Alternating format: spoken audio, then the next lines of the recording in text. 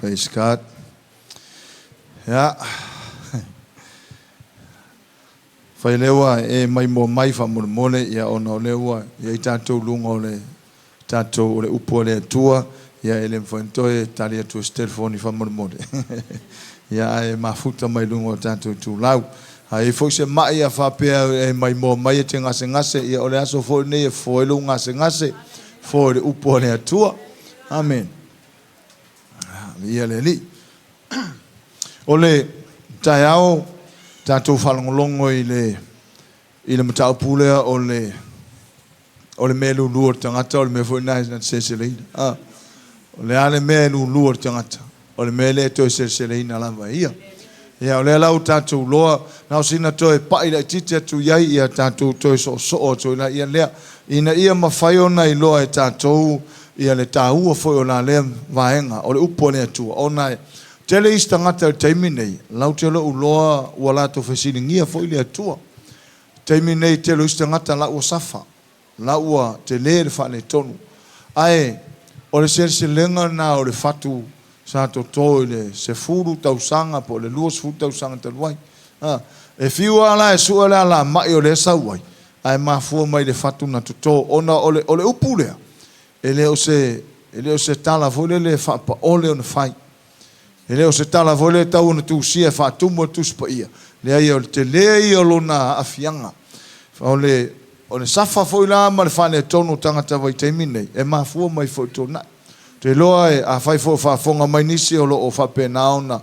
Isi teimi o matua i fiu ista mai ti fiu ista ngata o la tau whanau. Wa o isi matua o ka lei loa ya o kou poi kou ke so iai.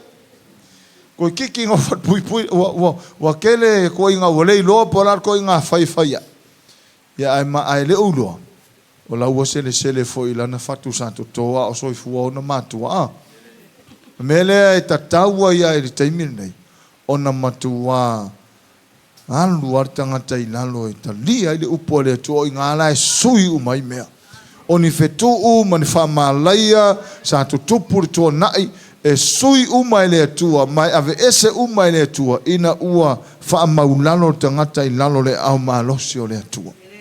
Amen. Mela le onda to fa manatu ma mai fa unei mola na le kale sia Yesu. Ona ina nei manatu tangata na tele sele ina se me mai se fatu sa yetoin. So se melu lur tangata o le mea lava lea e sele ina mai e hia. Le lava le fatu to. Eta tu sele ina. Amen. Melen fa metus pa ia taiao e le ulangia le atua. Au nei faseina au nei faseina oi au nei faseina tatou e le ulangia le atua. Fa mai o le mea luluar tangata o le mea lava lea na te toe seleina. Amen. Fa fonga mai foi tatou fa na uma lava ia le kalesia te nei ia e lulu le usta i o matua. Ia e lulu le ava i o matua aisa. There will be a day e ke sele mai ai fa manuyanga o lau fatu le tuto nei. A fa fonga mai foi fa nau fa long ta to anga lulu. E ia le aso e ke kuai ma e kangi le loi ka mai kinga i polar me uku. Ai ngalo ai le fatu le tuto. Melea o le apopo inga mo tatou fa nau malava ia fa fonga mai fa nau tu pulanga tala vou nga luenga le atua. Toto pe lulu le avai matua. Lulu le usta i matua aisia. Langa yei le aso e te tula i mai ei fai oe ma matua. Ia awa e sele ina ni whana usili na lelei. Ona o lau fatu le au toto le te minei. Amen. Ai foi se whanau ua hata mai tele. E le tāua tele le atua nā mea.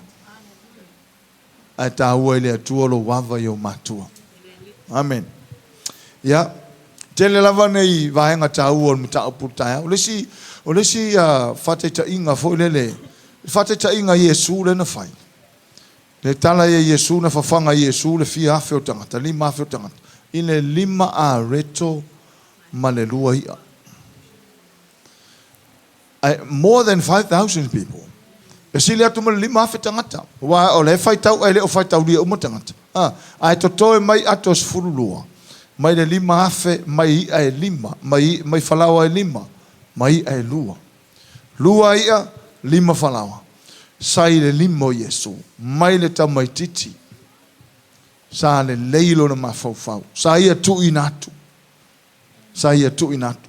Ole afiafi nei e fia fatala no le mea lilo le malo le atua, the secret, ole mea lilo o i le lulunga, ma le sele selenga. Amen. Ole mea lilo, secrets of sowing and reaping. Ona e tele i o tangata le o malama i le mea nei. A o le tasi le mea lilo. A tatou mafaufaula le whatatenga le whai le whanga Yesu. Na o le 5 whalaoa ma le lua ia na tui na atu na sow. Pe na lulu. Na lulu le tamaititi lea. Hallelujah. Ai na whawhanga na multiply. Amen. Fish will multiply into fish. Bread into bread. Na whaatele ina. O le fua lulu, o le fua na sele, na fua ia, na multiply ia. Na fua ia areto, na multiply areto. Amen. O le alava la le fua e te fua ina. La le fua e te lulu ina. O le fua fua ina e whaatele le atua, o le atua whaatele.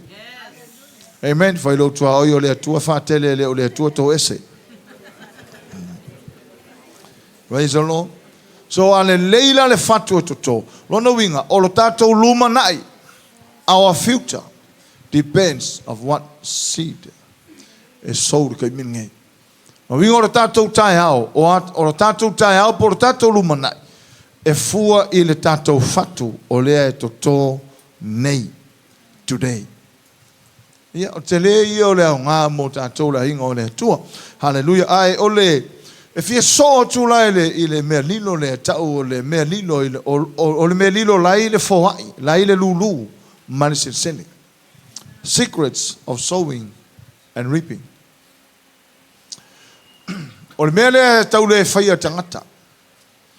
A tau le lulu ma sele e vava ai tangata fo le ile I foai ato tupe I foai ato me ai.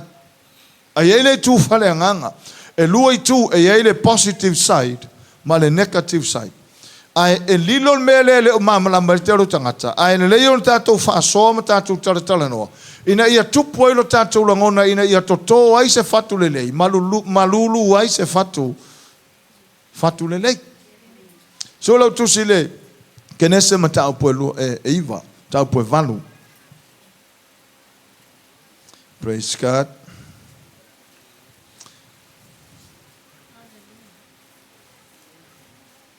Kenese, ya wae olo ya kenese, ya sisila le mta poe valu, ya fi faita wina mai le fai upuna murmu li lava lusuma lua.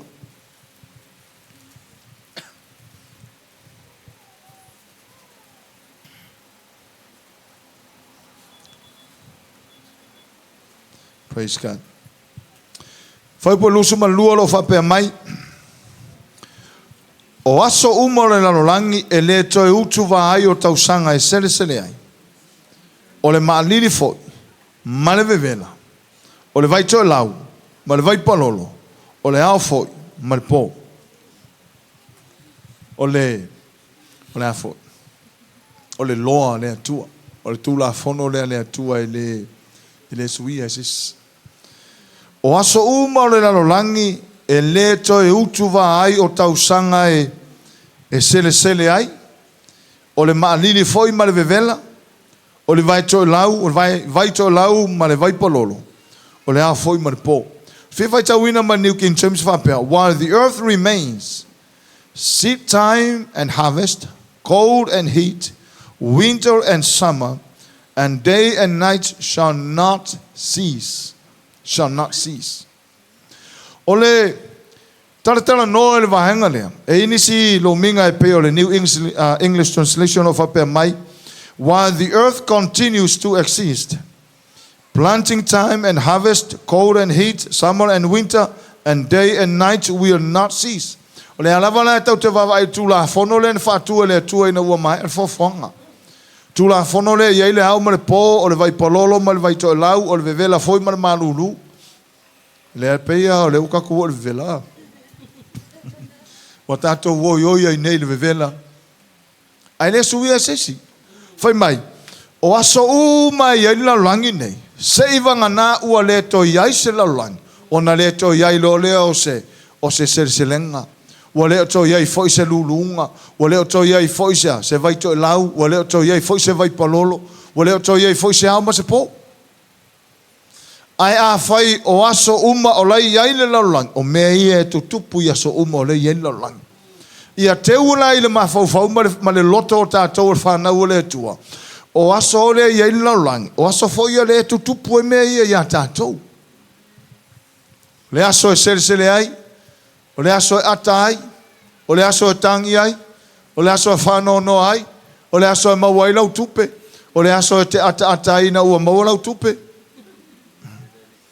O le aso te whanono ai. O le aso te tinga ai. O mei o le tutupu i aso uma o le iai laulang. Seivanga na au le o tau iei se laulang. O na le toi maua le o mea ia. Ai fa malmala mai ina tātou la inga o le atua. Ina i o tātou loa mea lilo lai to tono le lulunga. Mari seselenga. Ina ia une o tātou wopung sāle malo o le atua. Praise God. Ile, o le manu ia o le malo. O lo whapena o na whanau mai tono mea lilo lai to tono le malo. O le whamanu ianga o le malo. E whanau mai me lilo lai tono le malo. Le mysteries lai to tono le malo. E whanau mai ele manuia. O le malo. I so se malo, i so se atunuu, so se company, i so se alala whanga, e e la tō whainga whawai. E ati na e le malo, e ati na e le company, e ati na e le pisinisi, so se mea. E e la tō anganua, e se ta tō anganua, e se la anganua isi malo, e se la anganua. O le malo le atua, e whapena. O le malo le atua, e iai foia na ia awala.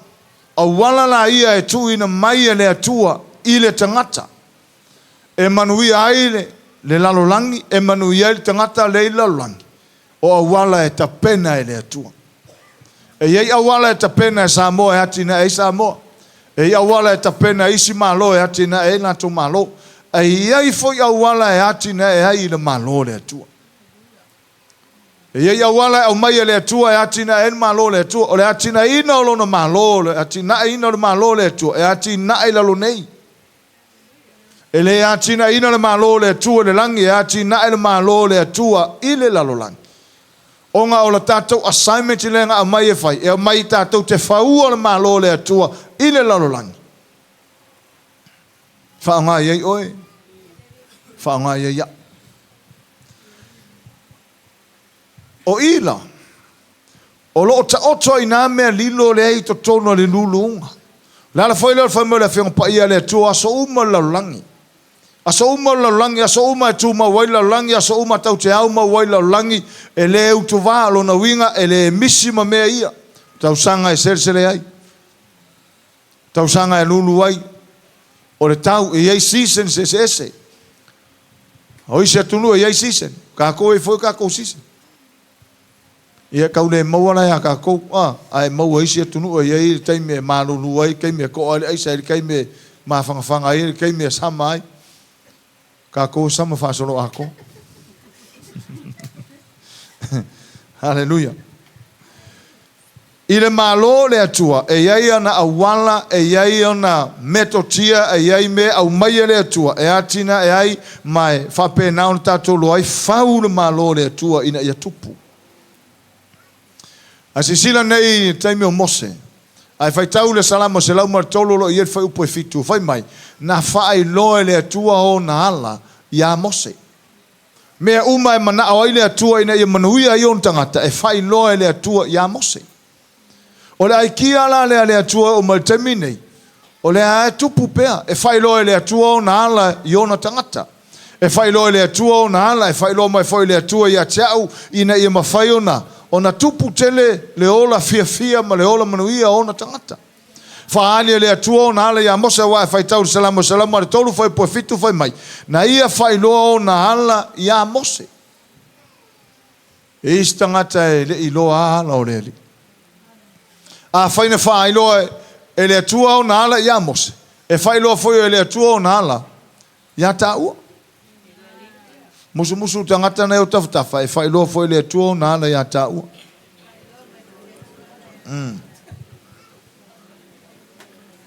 O ana ngā luenga i whanaunga Israel. O ana ngā luenga i whanaunga Israel. Whailoa mai a le atua. So ole mea le tamo whaia watu. Ina ia mawhaia i ona tātou loa. Ole mea lilo le to tono le malo le atua. Ole mea lilo e manuia ai tātou. Ole ana mea lilo lea. Mea lilo le tono le lulunga. Ma le whawai. Me foi lea so stangata fia lulu. Le ia le mea lilo nei tono lau lulunga. Ina ia au nei tu lufa pea. O le whainga leo mākou. E ia mea o mai fune le kure ako. O mākou i māsangia. Umalo le pese lea solo ma le pese lea. O le kaimi foi o le mea māsangia. O le mea māsangia le ai. E ia le mea te le lei to tonu ina. E nei ia whapula ina i mate o le whanau le tua. E leo se mea foi e leo se sistema le. Are tātou maftanga. E leo se porkalame se tangata. Le ia o le porkalame le atua e whailo mai le atua. Ina ia manuia ai tātou. Amene. E manuia ai tātou. Ai whaitau le ile karatia mata upo ono le tātou tano e le tai ao. O lona whai upo e fitu o le mea lulu. O le mea foi lea. E se mai. Aua nei whatau vai a taita se mea ta te lulu ina. So se mea ta te lulu ina i au tailoa ta te se lea foi mea na. Whata tainga whawhaingo fia tātou o le mele na o nei le fōhai. A ta lulu ua le lua tāla. Ta te se lea mai se lau tāla. E sa. Lea. E le whamaoni la le atua pia whapena e. Lea a ta lulu ua o le whato e lulu. Whai mai o le mea e lulu ina le tangata o le mea lava lea. E sele ina mai ai e ia. A ta lulu ua la le lua tāla. Sa hauni ta te sele ina ta i lua tāla. Lua tāla e alu, lua tāla e sau. Se e me? Langa ele whai mai tāla tuspaya. Aua nei whase ina tātou, ele ulangia le atua. O le mea lulua tangata, o le mea lava lea. E sele ina mai e ia. A lulu ta i se lau tāla o le mea sau. Sau mea maka. Sau mea lau mea maka. Kai se lau kāla. E le pepelo la le atua e na forfolanga. E wha mahoni le atua. I mea tau tupe la na. A e lulua ka vale o le mesa. E sau ka vale. A e fōa i ka vale. E fōa e fōi ka vale. A e fōa i kupe. E fōa e fōi kupe. E fua le se lenga i le lulunga. Hallelujah. A e fōa i au fai. E a kiringa fua au fai. A tātou mei mai loa lai nei si tu. O tasi na vaenga tau e te tau wala wa ona. Wha amalo si ai tātou. Ai whafonga nei le tala tuspa ia. Whai mai wapetania. While the earth continues to exist. Planting time and harvest. Mai lesi translation. Seed time and harvest. Longa winga o asa uma iela o langi o le taimio lea. O le kaimi whainga le whainga ruanga lea. O le toto o le fatu. O le aso e sele le fatu na toto. Toto le fatu. Sele le fatu na toto. Mo le sila fia la ingo le atua. Tatou mai le positive side le tūlanga le leile i lumo le li. E iai mea le leie tatou luluina. Amene? Hallelujah. Au mai la le atua e tatou me atu le resitu. Ina ia whamarusi ai tatou. So se mea lava. A whapea vato le atua le poto i atio. E le mo oe. Mo le stangata. E whapea ngā plana le atua, whapea ngā porokalame le atua. Hallelujah. A vato le atua se fatu i ate oe, e ngā lua le fatu nā e totoe, o le fatu nā e manuia e le stangata. Mena le whai mai apostolo Paulo le se ka le sia, au nei tai tasi tangata mawava aia na lava mea. Maua ia, sa o loko ia, le ia sea. Le ia sea au kafa. Ngā o ia, o a. Vato le atua tāleni, vato le atua ia ouanga waa. Me umana avato le atua. E te ngalua ina mo leisi tangata e manuia. Lango tato umana o mai le atua laulang. E tau te lulu. Sa uni foi tato ya. Tau te sele. E le mawhai ona sele ngā uskokas. E sele uma tato ya tato fatu na tuto. O le mea lilo la leo le tom whai lo atu mo i tato. Ina yo tato loa. E o ila au. E o i mea ola. Yo la au le kuku mai o pana au. E la fu e lulu. Anga le ila au nai le mau le e le kau ke manga wai. Hallelujah. E yei le e ala au mai ala au le kau ke manga wai. Praise the Lord. Mele a tatou oi susu enga foia tatou umai nga onga. E manga va mai ala au le. Le o ke senge mo kako. Ai manga va ko kako ia. Manga va ko kako le si ko inga e ola isi me. No nga winga e le soi fua e le ola fua la au va pe ola la au moi ola la au moi. O lui so se singa mai le tua e ola le la au mo tatou. E ola foia ina ia mau au traile ola moisi me uma. Na winga e tautea ngā lulu e whatasi mo le hatina ino le vahenga lea. Mo le so soni mai la mo tātou.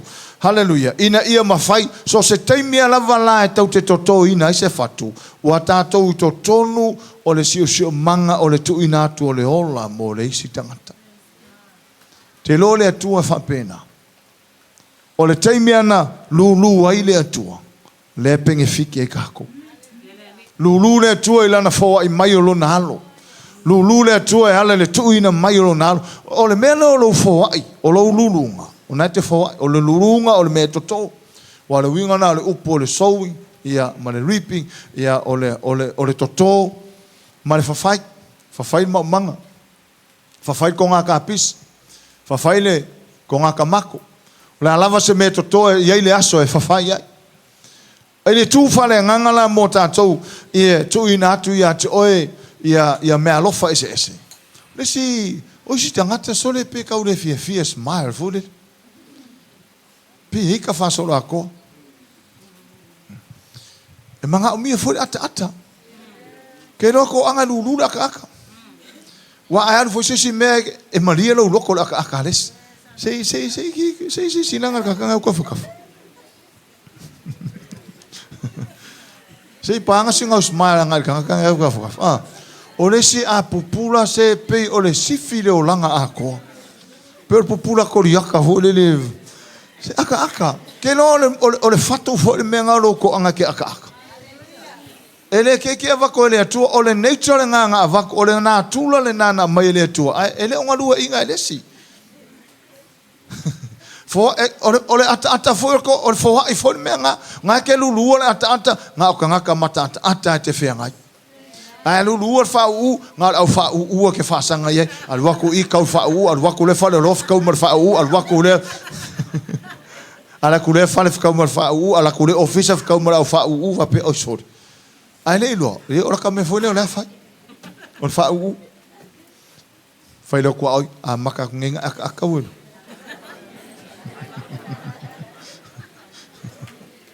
a whenkanga aka kuru mor whaaka. A whenka koso e kua mea.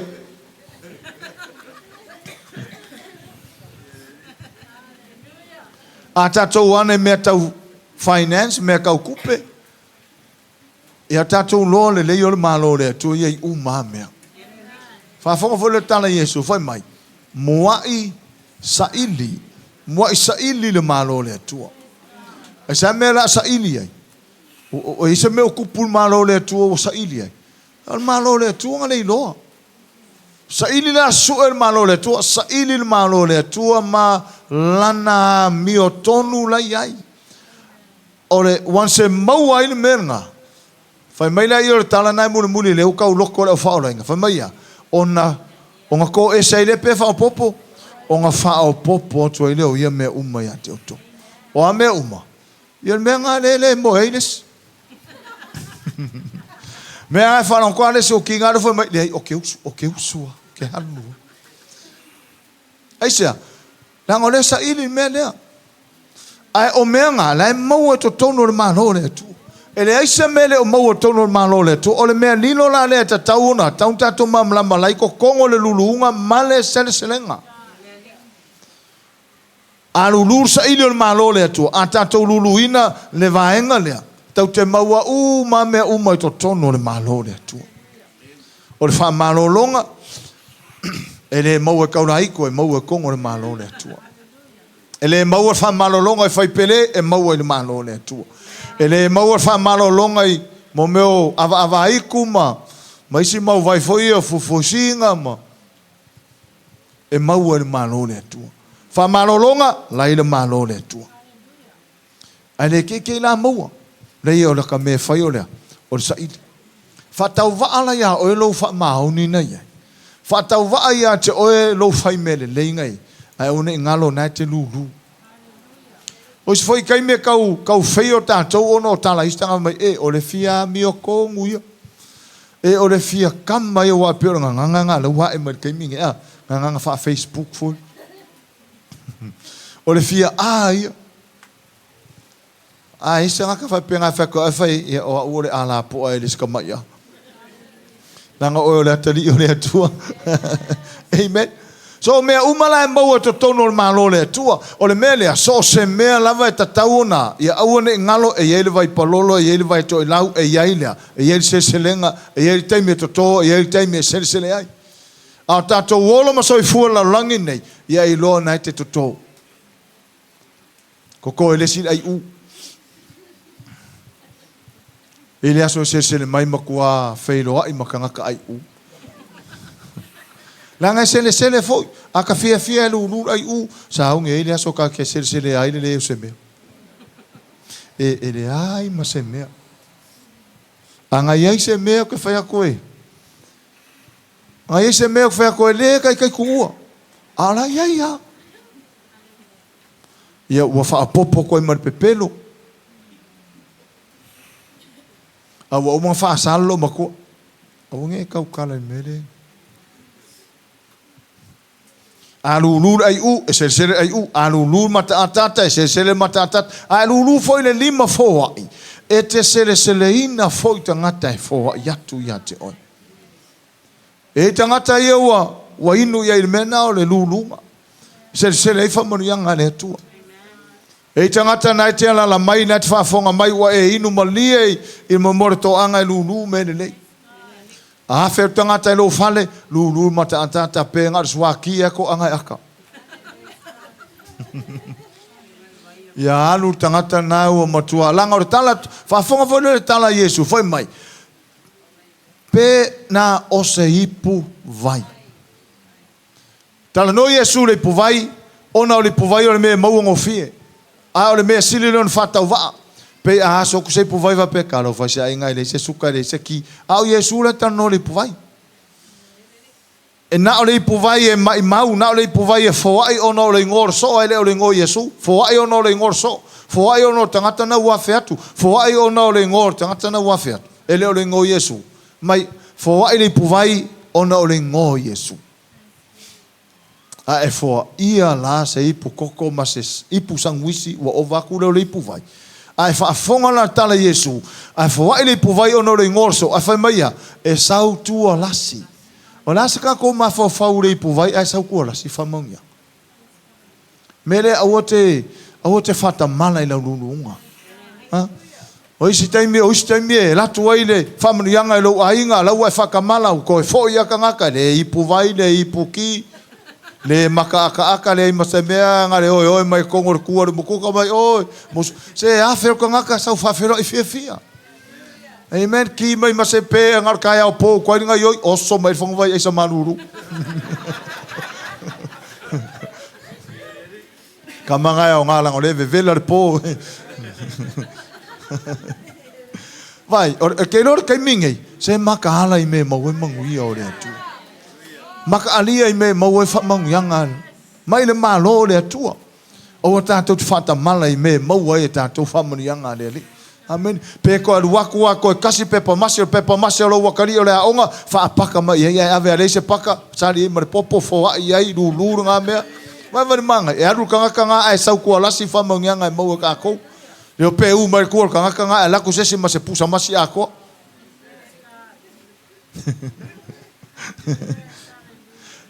Ole mele o te fa so jo fa pea e o ne fa pea ta to te masa salva pe e ai longa e sa ola me le ia sa ola nga mai to tonu le fiong pa ia le tu la lava le mete lulunga ole me lilo lai tonu e te foa i malo le mauti noa Le leo le lulunga me leo sau lunga Facebook e pe ia kule. Ke ia le lako Facebook fo le lako le o le famtalanga i lau telefoni fai mai ua manuia nei oi no numero leo lau telefoni o la e mau nei le varu se la wafe. Fai mai lo ma le mafofo le sfi fai kupe. Praise the Lord. Ke ia ua praise the Lord ai fu. Vi ia le atua. Au ngai fase inga ka ko menga. Fike ku se me fa penga, fike ku se linki lau telefongi aya anga kangole kiriki nga linki alofa ya kuai o leo manuia oe e varu se la wafe mo mori atu pure oe pe pang pemboli atu fai tolo fali. Ai pei mai la se la uli masfulu po le luafe. Ia o le luafe sei ku pai la luafe. Ai ma se me mo mai. Ele fa se er ki apolo fa na ua le atua. Langa o le lulunga o i o le awala le atua o le lulu mar sele. Ele o le ngofo ake o oso mai varsela ua fe ke fongi o ka mimika la ia ka ke le lulu. O le pattern le atua lea. Ele se ke usiano fa o le inga la mo kwa fia ele ua fikia ka lo foro kwa o vai. Le lo ponga ke sa un. Le lo pola o ke fongi nga fikia ko fa mangi nga. Kama foi le mai congratulations. Ai fai o pico la fai mai kango et le vai nga. Se vai ka fa vale le osa. Maka ala fa nga o le tu e me o sa ngai. Lulu sele. Ai lulu ala le menga e ke se le alo i baka nga le kangia wa nga o kupele se me sa ro fa. E po la fa fonga mai le se wa lo sang ko wa fele mo se me o sa. Mata ala fa na o le tu. La le me to ulalo para pala o le me ana e tatupu ma to fa nga e tatu mata ala le fatu to le se foi tu langa e a tatu ma malamai o me mole le loto tangata ato to tangata le loto fa maulungo la le me se mai malaya fa mai foi na ungo solo mona e mua le fa maulunga ai follow mai e ku le malaya fa mai e mua fa maulunga ile malaya. O le sila tangata la fia to tor fa maulunga ma le mafafa wa sa ma le me na ke fa ya ala e muri mai ona tu le malai ta ua io le loto maulalo o me io fo ai uma o lulunga uma me ngi a safa tangata ma fu mai langa lulunga a fa le tonu ta au e ma fu le fatu na to nei haleluia fa foi le vatu se fa ta ua mo ta to ma tua. Hallelujah, vai tanto fa na tu leila onga. Tu leila onga. Au yin fa na le wa onga ia tau fai tala no mai o ma loto ma na ave ta mai tila onga isa lange atoto nei le melena. U ma tu le o matua. Ai alu fa pere vole lo pofeo I fanga oisa miss no scoop before. Ele anga la fa na ele anga matua. Mele a fa fonga mai matua lau fa pe e ngofo yo e fai ka ku feu nga ua e ko ora fa ku lele ngofo e fai ka ku feu fea o feu ke lava o fo yo ke ya o nga vai fa pera o wo ai ma ku kua e ka meki fai maka vinga iskanga sa o sasal vaule e vaksa u lima sukala ele ka vingi fa nga o le tua amen. Mele ia matala I tātou to se fatu le lei. Hallelujah. O le tangata fatu tua tu lei whanau le aonga pele isa kupe le ia o ngara o whangau. By faith ea o ngara o whangau. Kule ia e uma o ngara o whangau. Ai le whakua lo whapelo. Mo fui haru ia ngara kamara ikike o wheme a mai se kupe. Wa le se tua. God is a big God. O le tua tele. Vai lá o le fatu le leile le la totone o I safai. E ila le aso fa pe ka ko maku. Bole ko nga yoi. A lor foga. Bole ele. Ya e hola lo fa nga safa. Ma fu mai fe o le fatu na totone. Hallelujah. Me folea fa mole o vatu fe au nei mo tatou o le me lilo la le o lo e tatou le tonu le lulunga marsesel e fa na mai me lu a le o le manuia o le malaya pe tai e tilo fa na le tua I le tu le lei manuia manuia. Fai fatasi, manuia. Si mai lo 5 tamatau, fai fatasi manuia. Ia. O inala tau tilo manuia. Tau tele tilo le tūle anga. Langa o le luluunga ye ona tūle leia ye ona tūle le lei. A le whanau le atua. E tilo masile sile ilea. I le tūle lei. A e tele a fo le tatu matamata. Pe e tau ma tele le tūle le lei. O le lalo lange ma tele le tūle le lei. Mea ngā lange pala o valis ka mai ki whapea. Aisea. Ma fua mai le fatu na tuto. Kumoloro ka ngake ia ai ko anima. Pungi lo feme ke mo menga. Ne mo vele kumuka. Kari o pe au ka ngakai. A wol fasia fua. La ngor fakura ko.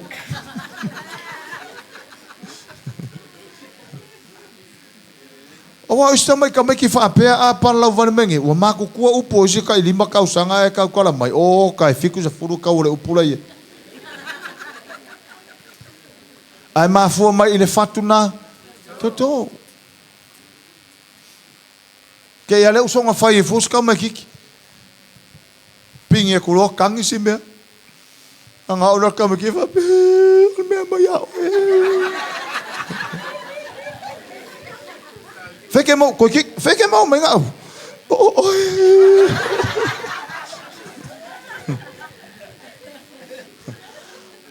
A whafofonga mai fo se Sofia fia e palau vale. So le inga sala mo ngeiro. Dei lang o le fatule na e to toile o se fatule lei. Ka kuma wa isi o se o manga o isi a inga o ka mai ki nga ngai loa ka uka kala palau vale loa a ka loba ko mai e vai o pala vai o ka ukala.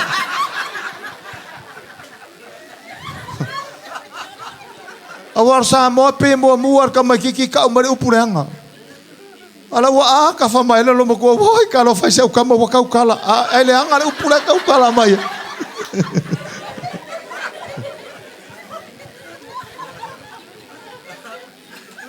a ta to se fatu le le ka kala mai ka ki fa mai aleluia aleluia na lo a sa o si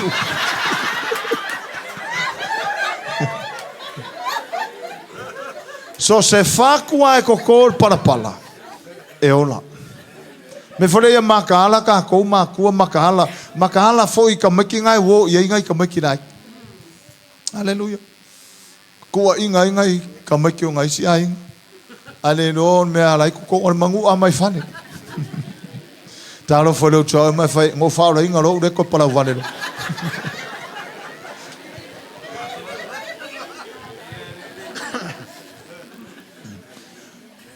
E lilo la tangata le mele toto. Lilo tangata le mele. Ai le lo ia ka ko mama lama le mele o le mele lilo le tono lulunga. O le alama to nga lulunga pe tu le anga. Ai e fua mai lava. Pe tu le anga e fua. Langa o le fa karikali mai sa kangi malonga malo nga ke fa nga yo ia upu ia aku fafo. Ai tu le e fua mai foi. E fua mai manuia. O vai ko Facebook isi kai mi foi lungo Facebook e ngai ka mai ki foi ala fa pe mai de lima foi la mo inga masi mai de so le esele manga ionga ka mai ki foi le karango mai de upole to so manga ionga nga fanga ngai ro ka mai ki foi le kangi lau wala u maka mai ko la kwai maka mai long ka mama non kinga ko nga ka mai ki la fa pe nga e kangi loa ia sao e lo fa solo ngu mafio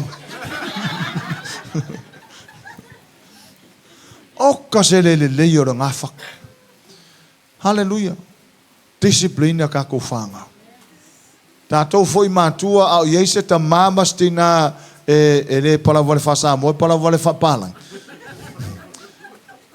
fenga ngui mai ka makia upuranga le karngoi ye lo le tua e ona le ngangana. E lo foi le kua ngang vai o le faku le anga lea ma kua safa ia tai whana o oe mātua o oe o le whaife au i si au rokurunga vai te leo tātou te leo tātou tāhua tau te lulu ore fatu tono tātou ainga o mātua mwhanau o mātua o whaife au o whanau o le au lotu O se kamai si o manga lea. O lea to le fatu lea. E lulua I le me lea. E iei le aso e fua mai ai. Fua mai fua le abia tonu e vi I ai le atua. Me le ia tatou mamalama I mea lilo I tono lulunga. Sa lulu o le sila e kau ai a malonga le iloa iei le mea tupu mai ai. Kau ai a lako upu. Tatou faitete upu langa o le fatu foi le mea na. O isa kau ai upu o ka le malolos. O isa tangata fai upu malolos. Ao e whaafonga mai. Ko inga kafe a kule manguia o le malolos I upu le kau kalai. Whaamore le inga mai ke perfect le langi ngei ma Samoa. Mai kua inga ngai ka mai. A whaafengi ka mai ki whaoso. Ki Apollo ngai ka mai. Whengi ka mai ki se whaoso palau wale ngai ka mai. Ele o le purpose nga nga mai ka mai ki e whaoso se palau wale a kākou. Whaoso se ki Apollo a kākou. Le nga mai o u whana whana I o tātou lima. O u whana whana whanau I o tātou hutu. O mambore hutu o le mea tu ul pātu o le toa. E sei mai eile au whana e tu ule au whana. Se eile au. Sei mai le au tono le hutu. A sei mai le au tu ule au whana o na lolo ule ma whama mulu. O le mea alu le au e whape narita mai titi. Whai mai e pei o le u whana whana le limo o le toa. E me mei ka makiki whangaku whangakau ka whaingaka.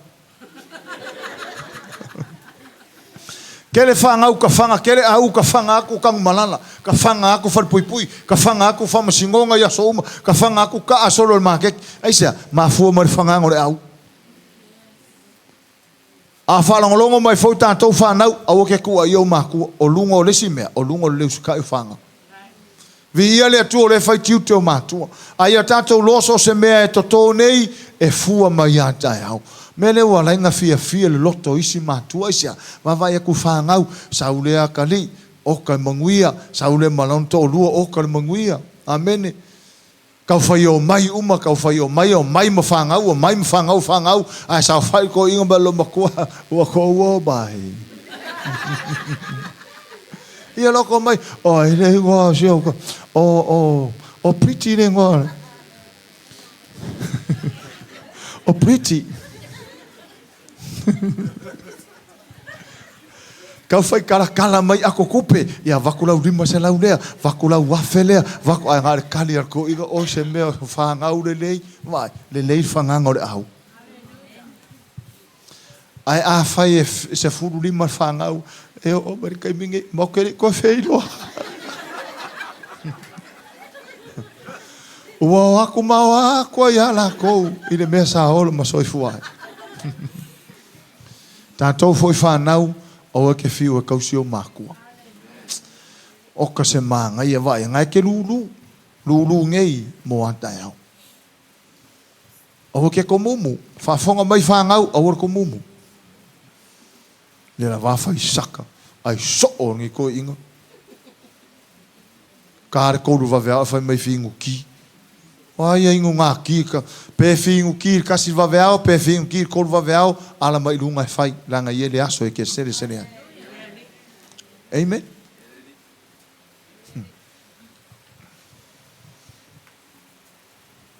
So se fakua koko. E ola matala ulau. A whafonga mai foi matua, a whafonga mai foi whanau e fia tausi matua. Toto pea se iaile aso e sere sere.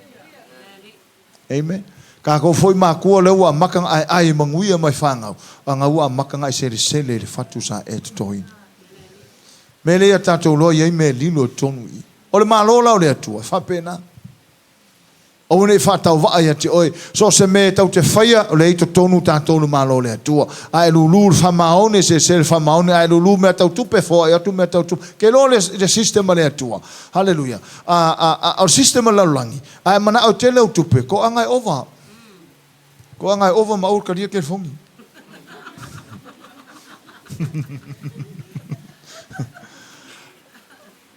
O le sistema nga laulangi. Ova ngei, ova la sa, ova ya so umaisia. Mafua mai lea. Ia tapo, ia triple me sau. Time and a half, tapo. Me uma whapenga. Sau uma lea. Ko angai ova, ko angai whingaruanga. Al malo lea tua. Ai manga o kele o kupe. Ave ese o kupe. Foai. Sorry. Yeah. Foai. Malo lea tua. Ai manga o kele o kupe. Foai o kupe. On malo la lange mga okele o kupe au ko manolo usu ka ao alu mar po va e pe se le sau ova ko ma o nga vango. Amen. Ko anga ova e ke fiu ke lo me mole tangata fa pena e fiu e fai e se memo. O karango aku from my own experience. Langor ka kale ku ko ka fa ngarunga au mar po. Au inga. Ne ai ma se me nga mau ai. Alu uma no pifa. Alu uma e farkupe. E kala kwa mai ngala ke kusiaso ia ma ko pe cash fole kwa e mai nge ia mo meu pe bank. La kwa mar ke kusia se ia ku nga le pe siripi al mere ko ko. E ma se kupe. Ave uma farkupe. Ka kele malo lo mo farkupe. Ango kale alu ai le atua. Ele mo sakupe. Mai er foi não foi ngai foi mai o fa manuianga mai le atua e le na tele fa o popo ina ia se tinga. Lala wingo name le la fa tu fa te inga o manuia mai le atua a va to le atua sta avale ia te oe e tele to foi il farkupe. La qua e sa fa ia praise the Lord. Al manguia mai laulangi e ke alu lau ka avale e ke foi farkupe aisia la ngai fa popo ki e o ngai fo pe mengi ka ka avale. Al vai mer ka ngaka o ka se mau lunga ka avale ka me ko ele o longa ka ngaka le for fa o ko nginga.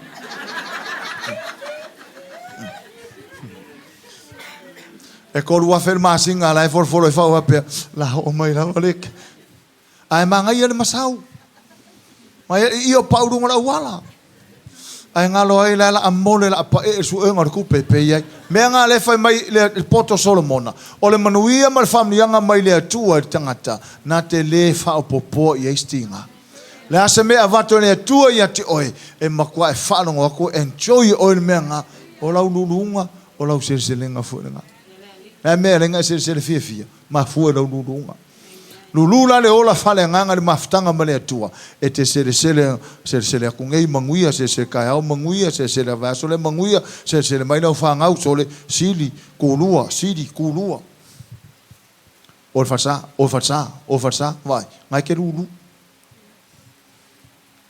la me tu la mai tamaiti ma tu tua e manuia la tua onga manuia la tunga luenga sili des kamikiki ku luas kamikiki sili des kamikiki ku kolus kamikiki o lunga ingveske Peresipi ai mafu la lunga panga ili si mele ai si matua ele o matua tatou o si matua o lo temso fa mai ei malolo I lava mako lok fa me onga I ka su enga ke lo o le tua ona poto mona tamai fa sau pesio walo I le lo ongo ka fo ia ko le se walo fa langa mea a vai la le ala fingo mea aisia ku ile atua le poto e fa na mea fo ile atua na ta mai ina o si le fia le atua o mua atu ia ai muli mai lole fa marianga kama ki uma le ngo ka va ai excuse mea onga o su enga le mas ka mi kiki o yungu veske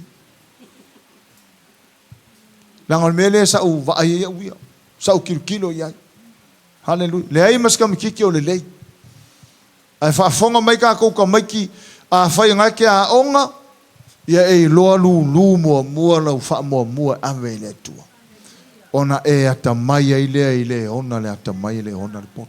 Vai, me lilo ia la fa ia tatulo e fiu le ska ka su le mafuango me ai mafua mai le me lilo le. Ele ulo. La fai male le ilo. Ai le lo ia le tau yo me uma. La ingo le atua fa malosi le fiafi nei. Lulu se fatu le lei. E iei le mea lilo le totono lau lulunga. Me fole ia fai tete tātou se me lulu. Langa o le mea lilo tau te leilo. E le tala e masan whalongo I tangata matu. Fama e le sau whatangata se malei o sis. Fa pe vai uma kualka koe mai ia vai le sau solo malei. Ia le o savari vani mai. E le ai.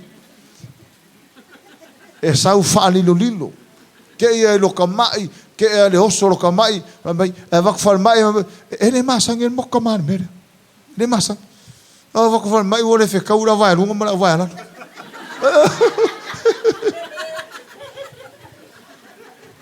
Ia la fo se le ia le faku sakoko. whanau le atua, toto se fatu le lei. Whatalo whelo tua oi mai whai ai, wa a mata atu nei na toto le fatu le lei. O le arse se lenga tau te maua, tau te sele ina manuia o le atua. Amen. Vai atu whanau manuia, o na whai poipo e manuia uma, o na whai ngaruenga manuia, ngā olo ngofua mai kari. Aisia, wa e sele i lau fatu na toto. Kere ngisi mākua o le la wawheka ngisi whanga. Whakawa māngalo mai whoi le ala e koe whai pui o whoi maori ia. Wa le ilunga se mea māngalo mai lesi, a luaku lesi, sala mai lesi, a kea lesi marengua, a salaku lesi. Wa le ilunga se mea, tau te matala o le safaranga, mafua mai le fatu sa to. A o le whiau lewa mai mo tātou, toto nei, sele manuia ata e hau. Ia, whamanuia tele le atua, tātou ainga, mālo le on sai, mālo le whamalosi. Praise the Lord. Hallelujah.